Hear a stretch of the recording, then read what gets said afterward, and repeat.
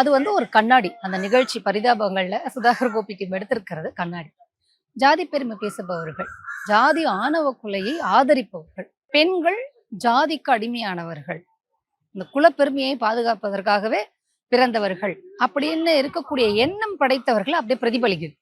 அப்ப அதை பார்க்கும் பொழுது ஜாதி பெருமை பேசுபவர்கள், ஜாதி திமிரோட நடந்துப்பவர்கள், இந்த மாதிரி ஏதோ ஒரு பூஜை அப்படிங்கும் பொழுது அநாகரிகமாக மக்களுக்கு தொல்லை கொடுக்கக்கூடிய அளவில் அநாகரிகமாக நடந்து கொள்ளக்கூடியவர்கள், இவங்க எல்லாரையும் அதுல காமிச்சிருக்கிறாங்க. ஸோ அப்போ அது வந்து கண்ணாடி, யாரெல்லாம் நடந்துக்கிறாங்களோ அது கண்ணாடி.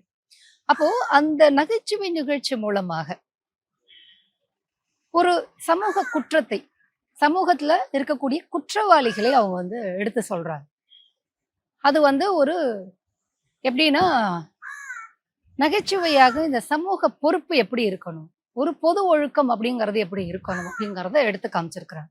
இப்போ ஒருவேளை பரிதாபங்கள் டீம் எப்போதுமே அவங்களும் கோபமா பேசக்கூடியவர்கள் அப்படிங்கிற மாதிரி நிகழ்ச்சி பண்ணியிருந்தா, இப்படி எல்லாம் பண்ணலாமாடா, பொம்பளைங்களாம் உனக்கு அடிமையாடா, ஜாதி பெருமை உனக்கு கேடாடா அப்படின்னு கோபமா பேசியிருந்தாங்கன்னு வச்சுக்கோங்களேன், திருப்பி அந்த எதிர்த்தரப்பை என்ன பண்ணும் அப்படின்னா அவங்களும் அதே கோபத்தோட பேசுவாங்க. ஆனா இப்ப இது ஒரு நகைச்சுவை மூலியமாக சட்டையாரா மக்களை அரசியல் படுத்துறது, பண்படுத்துறது, அதுக்கு நகைச்சுவை அப்படிங்கிற ஒரு இதை எடுத்திருக்காங்க இல்லையா. இப்போ அந்த கும்பல் என்ன பண்ணும், ரியாக்டே பண்ண முடியாது.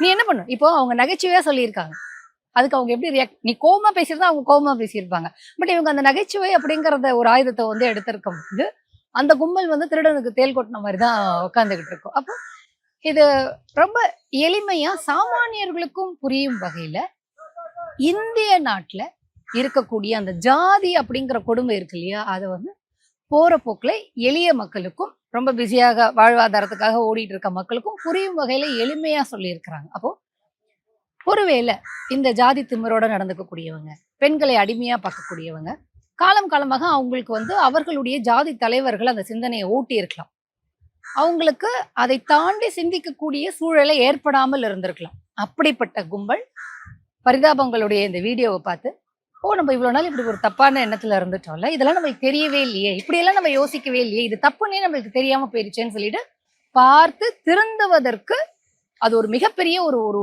முக்கியமான வீடியோவா இருக்கு அப்படின்னு தான் நான் பாக்குறேன்.